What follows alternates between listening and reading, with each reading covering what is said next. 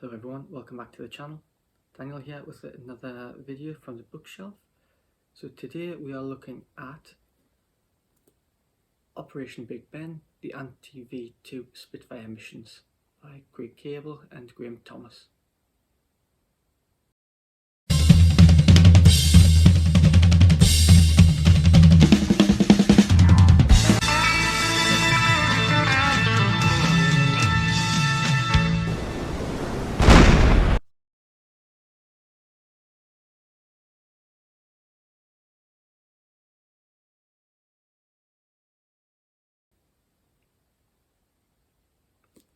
Okay, so just getting into the book here. The blurb says, the purpose of this book is to draw attention to an aspect of the Second World War which, as its authors acknowledge, has been broadly overlooked. It marked the origins of space wars, the operation of unmanned missiles against defenceless civilians. Raymond Baxter. Operation Big Ben, the Anti-V2 Spitfire Missions, was one of the best kept secrets of the Second World War until its 60th anniversary. See squadron histories, logbooks, official reports, and interviews with the people who flew clipped-wing Spitfires to dive-bomb V2 rocket sites towards the end of the Second World War. The story is fascinating as the Dambusters raid, or the Battle of Britain, is at last fully tooled. The authors explain the difficulties of the missions, utilising first-hand recollections of the men who completed the dive-bombing raids. Show the complexities of dive-bombing and how to dive-bomb, all supported by lists of the Spitfires that flew with the squadrons and V1 and V2 target statistics. Here is a story that should have been told long ago, and it is dedicated to all of those brave pilots who, unrecognised, flew these dangerous missions. So, on the face of it, very exciting book. I will say, yes, this is marked up as a library book. It's ex-library, so please don't crucify me for that, saying that I'm reviewing library books or I've stolen a library book. Definitely haven't. It's withdrawn. It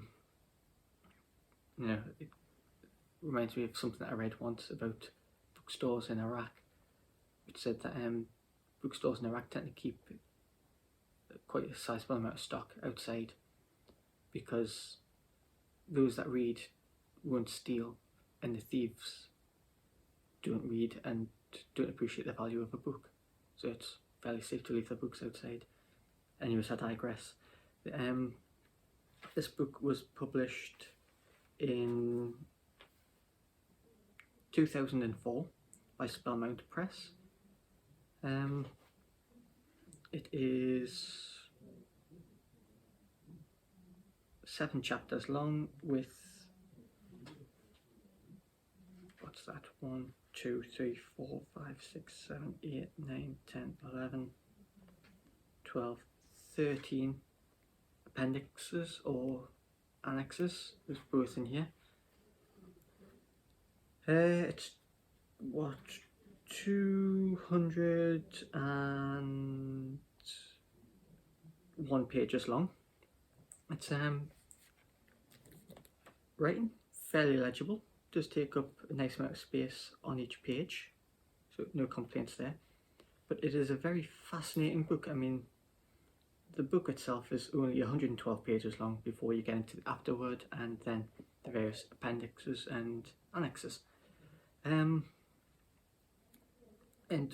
basically what it does is it tells the story of a multitude of pilots who in late 1944 and early 1945 flew Mark 16 Spitfires on operations to dive bomb V2 launch sites, mainly around Holland.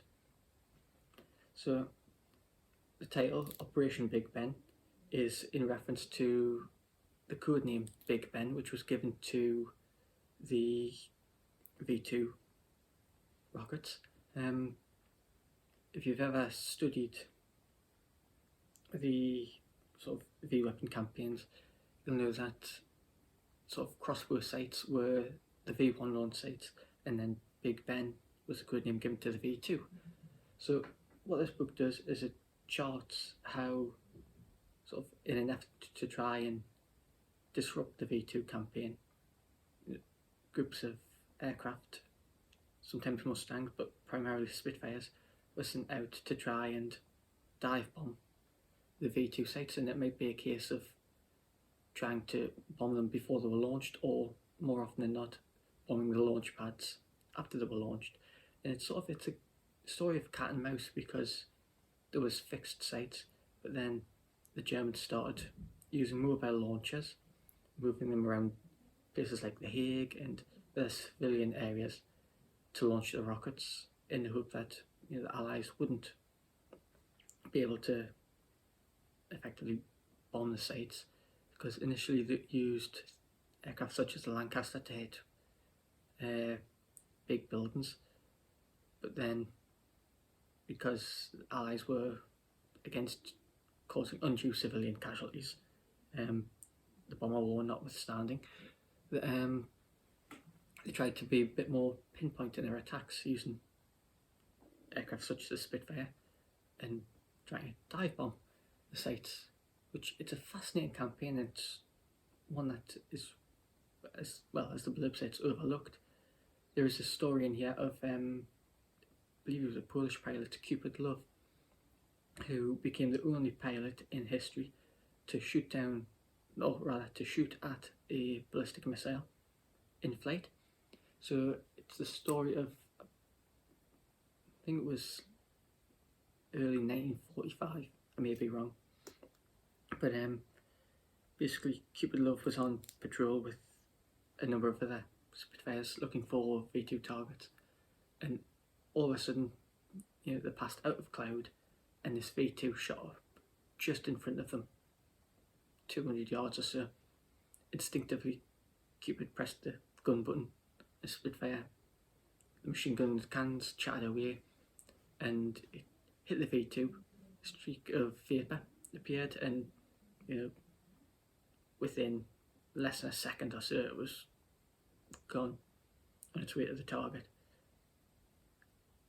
Which, it's a unique story, because you don't think about anyone sort of engaging the V2. You always hear in sort of the V2 story that it was supersonic, couldn't be engaged, and the first you knew about it was the supersonic boom after it landed and exploded. So to sort of read a story of a pilot engaging the V2, and then sort of the operations to try and sort of bomb the missiles on the launchers and to bomb the launch pads, it's fascinating. It's an interesting story. I mean, the foreword is by a gentleman called Raymond Baxter. So anyone of a certain age in the UK will be familiar with Raymond Baxter. He was a pilot during the Second World War, but then during the 1970s he presented a television show called Tomorrow's World, which was looking at inventions of the future. It's a fascinating story, and it covers as well sort of how the Spitfire came to be used for dive bombing, and sort of, well, it looks at the Mark 16 as well, which was effectively a Mark 14, just it had the American built Packard Merlin engine as opposed to a Rolls-Royce Merlin. And it does discuss how sort of unreliable some of the Mark 16s were because of the engine season, which is not something that you tend to hear about much in terms of Spitfire operations, is the unreliability of sort of the aircraft, but it transpires the Mark 16, at least from this book, seems to have been fairly unreliable.